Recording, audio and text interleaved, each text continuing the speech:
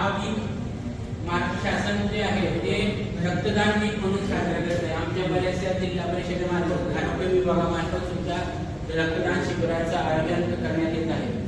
आणि मला खरोखर सांगायला अभिमान वाटतो की आदरणीय संजय गरुड यांच्या मार्गदर्शनाखाली बहुतेक दरवर्षी हा कार्यक्रम साजरा होतो आणि रक्तदानाचं एक पवित्र काम त्यांच्या हातून होतं. खरोखर हीच आपल्या गजाननराव गरुड यांना श्रद्धांजली असते, आदरांजली असते आणि शासनाच्या कामात सुद्धा याला हातभार लागतो.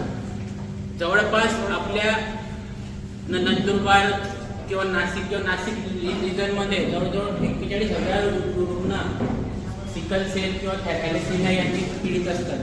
यांना दर महिन्याला किंवा यांना 6 महिन्यातून रक्त किंवा रक्ताचे घटक लागत असतात. प्रत्येक वेळेस एखादी रुग्णालाच किंवा एखादी आजारी व्यक्तीलाच रक्त लागतं असं नाही. बरेचसे लहान मुलं सुद्धा त्यात सफरर असतात, कॅरियर असतात, त्यांना सुद्धा नेहमीच रक्त लागत असतं.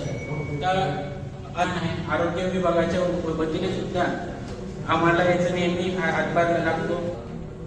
भारतीय जनता पक्षाचे लोकप्रिय नेते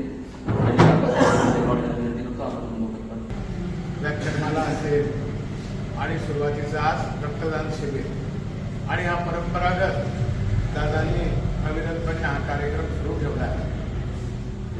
आणि त्याच्यात या सगळ्यामध्ये सगळेच कार्यक्रम चांगले आहेत. त्याच्यात रक्तदान हे श्रेष्ठ दान आहे.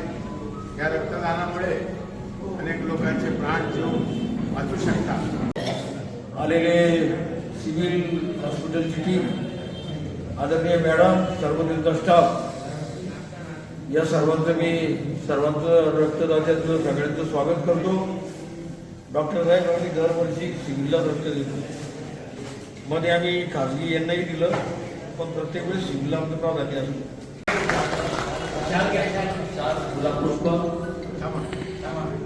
यांचं स्वागत सत्कार आपण या प्रसंगी करत आहोत. सरांना विनंती करतो, पतंगे सर आपण आदरणीय पत्रकार बांधव ज्येष्ठ नागरिक यांचं स्वागत डॉक्टर साहेब उपस्थित आहेत त्यांचं स्वागत आपण पुष्प देऊ. आदरणीय संजय दादा असतील यांच्या नेतृत्वाखाली संस्था सतत करत आलेली आहेत. त्याचा एक भाग म्हणून दरवर्षी बापूसाहेबांच्या पुण्यतिथी सोहळा आपण साजरा करतो.